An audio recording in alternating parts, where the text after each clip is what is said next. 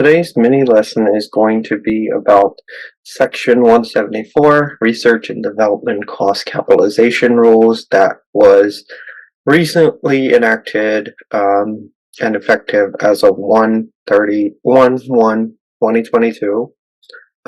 So it was originally a part of the Tax Cuts and Jobs Act. So prior to the Section 174 Tax Cuts and Jobs Act, companies could have the flexibility of choosing between deducting or capitalizing and amortizing research and development costs. However, because of the Tax Cuts and Jobs Act, there were new rules that were put in place by Congress and our then President Trump, who required companies to capitalize research and development costs and amortize them over specific periods of time.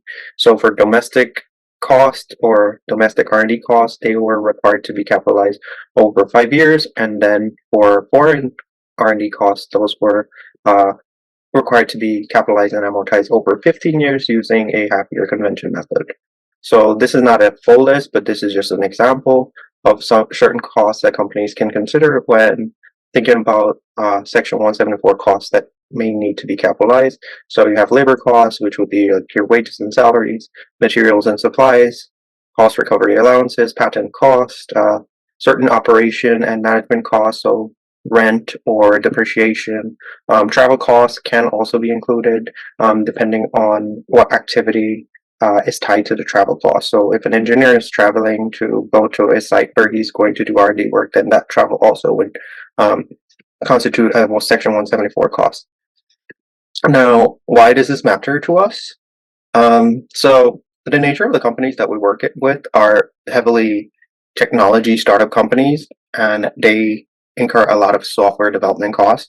So as part of Section 174, software development costs falls under this, and there's the requirement for these costs to be capitalized.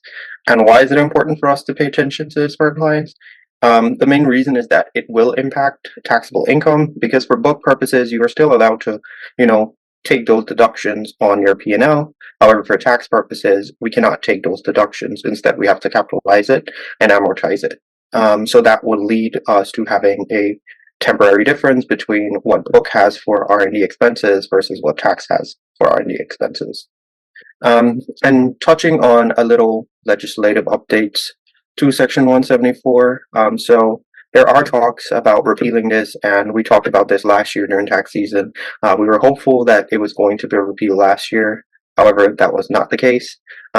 This is back on the table again, up for debate, and Congress is currently on recess until next week. So hopefully next week when they come back, they will vote on the bill HR 7024 that passed the House, and that bill basically repealed the capitalization of domestic R&D expenses. So it would allow companies to expense all of those domestic R&D. Keep in mind that it didn't really apply to the foreign R&D, so that's something we still have to consider. And we can take a look at an example of how Section 174 affects our clients. When we have completed our financials, or the client has completed financials for the tax year, we put together a worksheet that basically summarizes the categories of expenses that we think there might be R&D related, and then we share this with the client. The client then populates columns C, D, and E for the percentage of expenses that is related to domestic R&D and foreign R&D. So the per financials column is what we are linking to the final profit and loss for the year. Once the client completes this, we would then enter it up. On our tax write-up, we have a tab for Section 174. So on this tab, we have the domestic allocation that the client populated, and then we have the amount that we need to capitalize.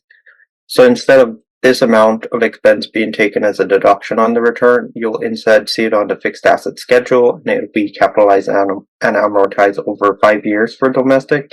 This client did not have any foreign, so the 15-year amortization rule did not really apply to them. So how would that impact taxable income? So we have to add back the costs that were capitalized to our income for the TB to get back to our taxable income. And then we'll also subtract any amortization of R&D costs that were capitalized. So in this example, we have a total of 54,000 of amortization for 2023, but this 54,000 comprises of capitalization from 2022 and 2023.